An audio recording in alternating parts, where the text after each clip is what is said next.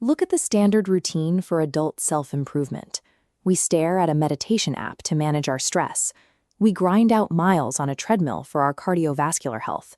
And we attend awkward networking mixers to simulate human connection. The core flaw in this system is that it relies entirely on sheer willpower. When you are already drained by a long work week, managing your physical and mental health this way feels exactly like an uncompensated second job.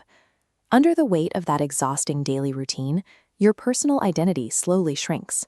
Eventually, you wake up realizing you are defined entirely by the corporate job title in your email signature. You can step off the treadmill and delete the mindfulness apps. We are going to replace those isolated, grueling chores with a single, ancient human habit. Playing a sport solves the burnout and isolation of adulthood all at once. The psychological cutoff is immediate. The moment you step onto a court and focus on striking a ball, your brain is forced to completely abandon your inbox, your mortgage, and your upcoming deadlines. This graph maps flow state. When a game's demands hit the sweet spot of your capacity, you lack leftover processing power for anxiety. Watch the neurochemical reaction. Intense focus suppresses stress hormones like cortisol, while exertion floods your nervous system with natural reward chemicals. If you run 5 miles on a track, your brain focuses almost exclusively on the pain in your lungs and the burning in your legs. But when you are sprinting to intercept a pass or diving for a save, your intense focus on the objective completely masks the feeling of physical exertion. You forget you are even working out. Sports permanently solve the motivation problem by disguising intense physical fitness as pure play.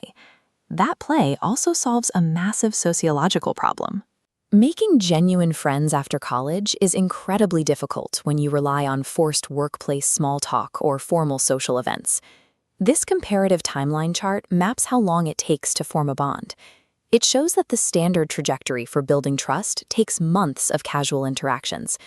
But introduce the mechanism of shared adversity, sweating, failing, and trying to win together, and that timeline drastically shrinks. You bypass the awkwardness completely. Because those connections are built on genuine, unguarded effort, they forge authentic bonds that easily outlast standard workplace proximity. The benefits of the game follow you back to the office. A fast-paced sport forces your brain into thousands of micro-calculations, requiring you to make rapid decisions under physical pressure and manage your timing efficiently. If you drop a pass or miss a shot, the game does not stop to let you complain. You are forced into an immediate psychological bounce back so you can defend the next play. The ability to discard a mistake and focus on the next play is the definition of executive resilience.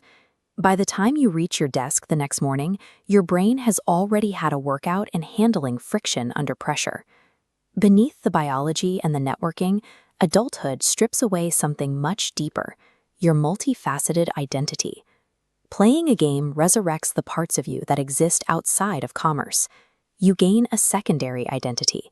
You are a swimmer, a striker, a point guard. There is a massive psychological comfort in experiencing linear, measurable progress in a hobby that has zero economic stakes.